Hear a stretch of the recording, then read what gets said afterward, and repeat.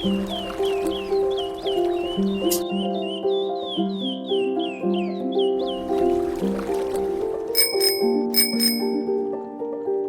An, a town you think you know. Lanterns, yellow walls, tailor shops.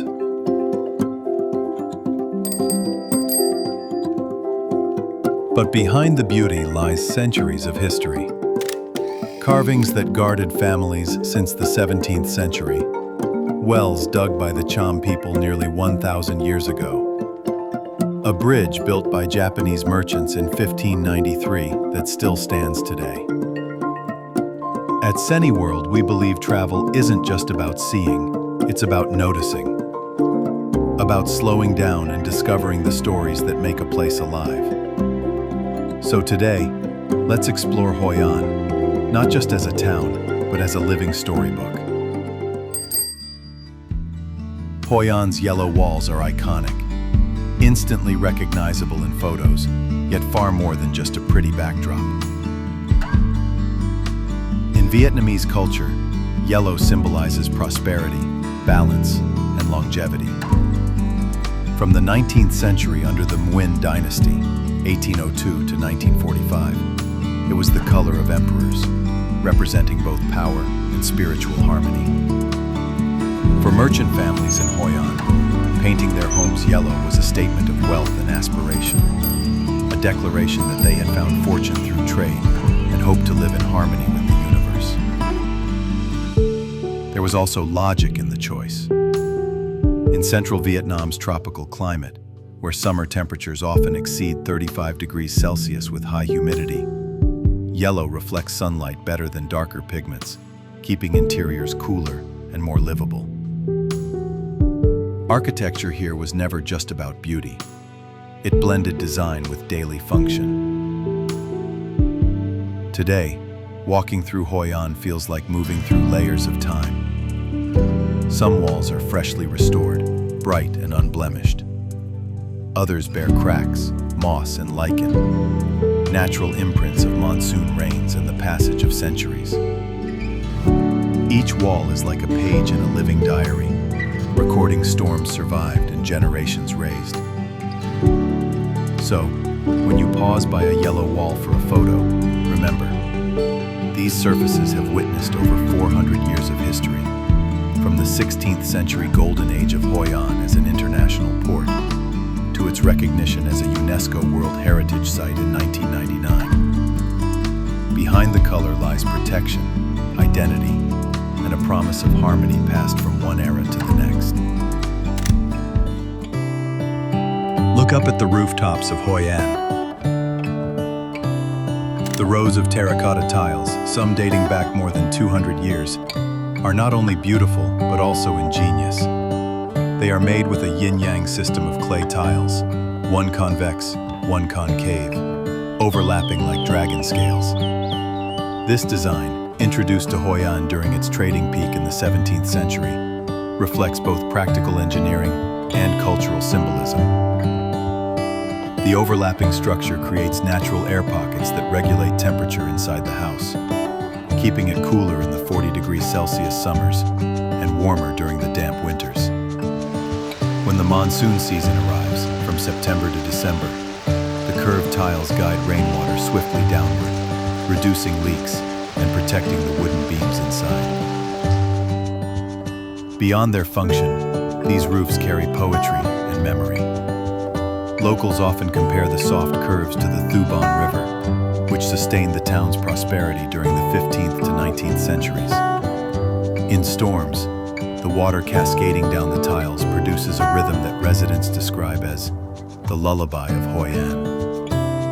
For many families, that sound was the backdrop to evenings by oil lamps, a living soundtrack passed from one generation to the next. For many who grew up here, that sound is more than just rain. It's the lullaby of childhood, the soundtrack of evenings when families gathered by oil lamps, listening to the steady music of water above their heads. Each drop, each cascade, was part of Hoi An's living memory. So, the next time you find yourself in Hoi An, Don't just admire the yellow walls at eye level. Look up. Watch the rooftops curve like waves frozen in time. And if you're lucky enough to be there during the rain, close your eyes for a moment. You'll hear the very heartbeat of the town, passed down through generations. In the 15th to 19th centuries, Hoi An was one of Asia's busiest international trading ports.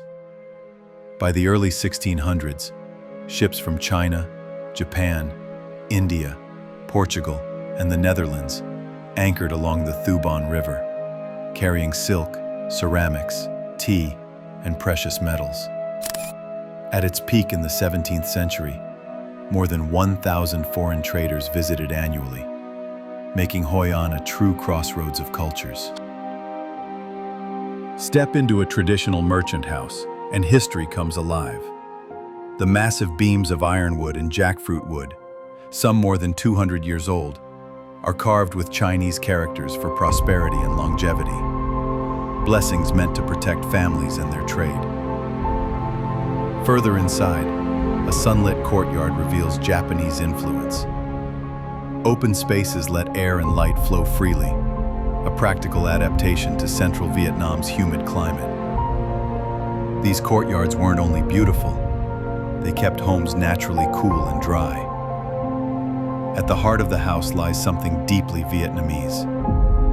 Wide communal areas where generations gathered for meals, festivals, and ancestral worship.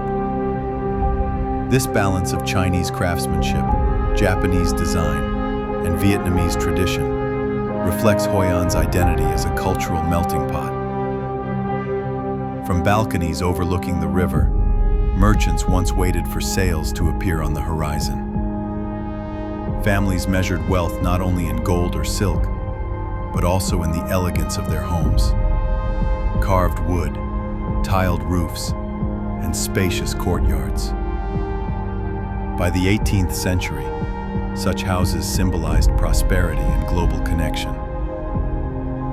Today, over 1,100 ancient timber frame houses remain, preserved as part of Hoi An's UNESCO World Heritage designation since 1999. These homes are not mere architecture. They are time capsules, silent witnesses to centuries of trade, cultural exchange, and human stories. Crossing their wooden thresholds, you don't just visit a house. You step back into an era when Hoi An was the beating heart of commerce in Southeast Asia. And then, there's the Japanese covered bridge, perhaps the most iconic landmark of Hoi An, and in many ways, its soul. Today, tourists often hurry across it, snapping photos and moving on. But if you pause, if you let yourself linger, you'll start to notice details that whisper centuries of history. At the entrance, two statues stand guard, a monkey on one side, a dog on the other. At first glance, they look decorative, but they tell a hidden story. The bridge was begun in the year of the monkey and completed in the year of the dog, and so these guardians mark time itself. But there's more. In Vietnamese and Japanese culture, monkeys and dogs are also seen as protectors, warding off evil spirits and ensuring safe passage for travelers. So every step across the bridge is symbolically a step into protection and harmony. The bridge was built in the early 17th century by the Japanese community, not just as a practical crossing over the river, but as a gesture of friendship, a way to connect with the Vietnamese and Chinese merchants who lived nearby.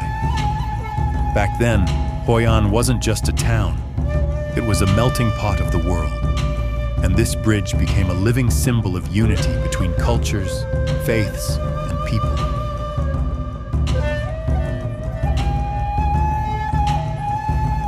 Inside, the roof shields you from the blazing tropical sun and the sudden monsoon rains. Wooden beams darkened by centuries hold stories of countless footsteps. Traders carrying goods, villagers crossing to visit friends, travelers from distant lands experiencing Hoi An for the first time. Every echo on its wooden planks is a reminder that you are not alone. You are walking the same path that people from 400 years ago once walked.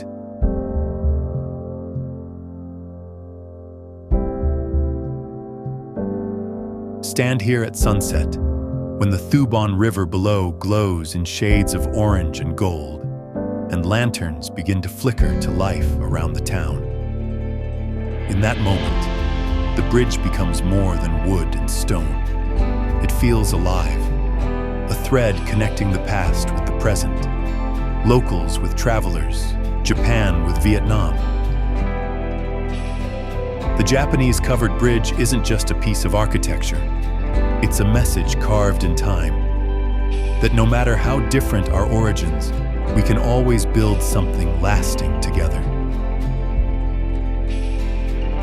Tucked away in the quiet back alleys of Hoi An, behind ancient houses and mossy walls, lie the Cham wells. At first, they appear modest, stone rings sunk into the ground with buckets tied to ropes. But for locals, these wells hold layers of memory, heritage, and even a touch of legend. The wells were first dug by the Cham people between the 10th and 15th centuries, long before Hoi An became an international port. Their engineering was remarkable. The wells were designed to tap into underground aquifers, ensuring a steady supply of cool, clean water throughout the year. Even in the scorching 40°C summers of central Vietnam, the water remains fresh and pure. Today, historians have identified over 80 Cham wells still scattered across Hoi An and nearby villages. The most famous is Ba Le Well, dating back to the 10th century, which continues to provide water that locals consider softer, lighter, and uniquely balanced in minerals. This water isn't just for drinking. It's said you cannot cook authentic Cao Lau, Hoi An's iconic noodle dish, without Cham well water. The chewy, smoky noodles depend on it.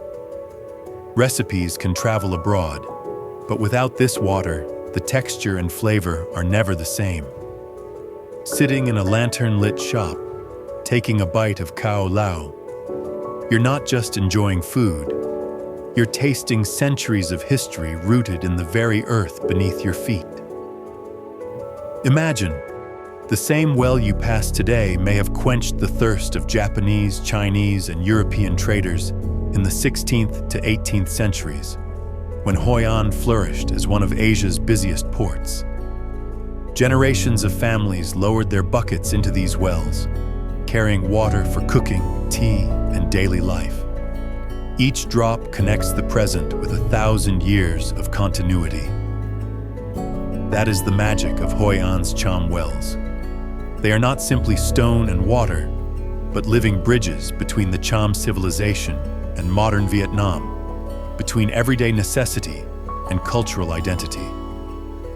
And they remind us that some flavors, some traditions, belong to one place alone and can only be truly experienced here. As you stroll through the narrow streets of Hoi An, take a moment to look above the doorways of the old houses. There, carved into the dark wooden beams, you'll see a pair of eyes staring back at you. At first, they might seem like simple decorations, just another detail in the town's charming architecture. But for the families who live here, these are no ordinary carvings. They are guardians. Known locally as Mat Kua, the eyes of the door, these wooden symbols are rooted in centuries-old beliefs. Shaped like stylized eyes or yin-yang circles, they are said to ward off evil spirits, storms, and misfortune. In a town that once faced floods, typhoons, and the constant uncertainty of trade, these eyes became spiritual protectors, watching silently over everyone who entered. What makes them fascinating is how universal they are in Hoi An. From humble homes to grand merchant houses, Every doorway has its own pair. Some are plain, weathered smooth by time, while others are elaborately painted or gilded, showing the wealth and status of the family. No matter the design, they serve the same purpose: to keep the household safe, generation after generation. Imagine a young trader centuries ago, returning from the busy river port after a long journey, glancing up at those eyes as he stepped through the doorway. A silent reassurance that his home was protected. Or picture children growing up in these houses, falling asleep at night knowing those watchers stood guard just above the entrance. It's small details like this, details most visitors might walk past without noticing, that make Hoi An feel less like a tourist town and more like a living museum of beliefs, traditions, and quiet resilience. The wooden eyes aren't just ornaments. They're stories carved into wood, carrying whispers of faith and protection across centuries.